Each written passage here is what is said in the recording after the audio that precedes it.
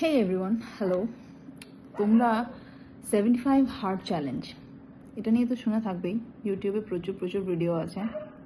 তোমার সাথে একটা কথা শেয়ার করতে চাই।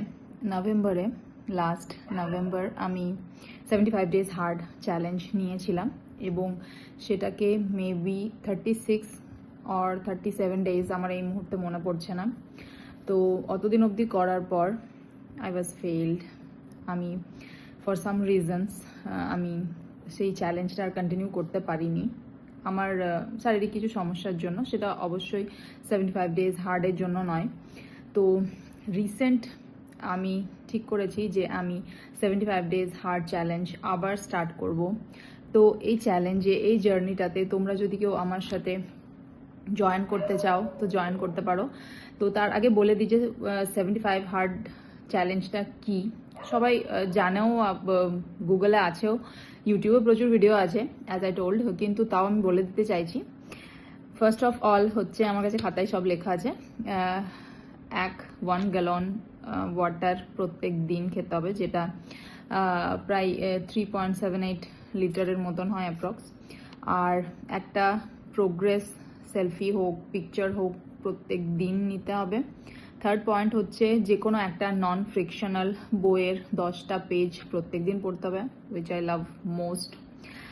আর ফোর্থ পয়েন্ট হচ্ছে, কোনো জাঙ্ক ফুড বা চিট মিল নেওয়া যাবে না ফর 75 ডেজ। দুটো ওয়ার্কআউট ভ্যারাইটি তোমাকে করতে হবে 45 মিনিটস ইচ, এবং একটা তার মধ্যে তোমাকে বাইরে করতে হবে, আউটডোরে। আর যেটা লাস্ট পয়েন্ট হচ্ছে যে যদি তুমি কোনো একটা পয়েন্ট বা একটা কোনো টাস্ক তুমি মিস করো, তাহলে তোমাকে আবার প্রথম থেকে করতে হবে, যেটা আমি করছি। তো 75 ডেজ কেন স্টার্ট করছি সেটা আমি পরে বলবো তোমাদেরকে। 75 ডেজ 36 ডেজ ফলো করার পর যেটুকু বুঝেছিলাম যে এটা তোমাকে ফিজিক্যাল বেনিফিটের থেকে মেন্টাল বেনিফিট ভীষণ ভীষণ ভীষণভাবে দেবে। তাই যদি মেন্টালি স্ট্রেস আছো, অনেক কিছু নিয়ে বুঝতে পারছো না, অনেক কিছু মাথার মধ্যে আসছে, মাথা ঘেটে যাচ্ছে, মন ঘেটে যাচ্ছে, তাহলে সব কিছু বাদ দিয়ে এটা স্টার্ট করো। কাল থেকে চ্যালেঞ্জটা স্টার্ট করব।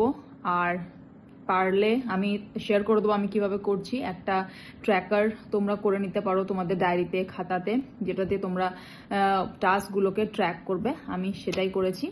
তো চলো, দেখা হচ্ছে কালকে। তো wish me best of luck. Tata.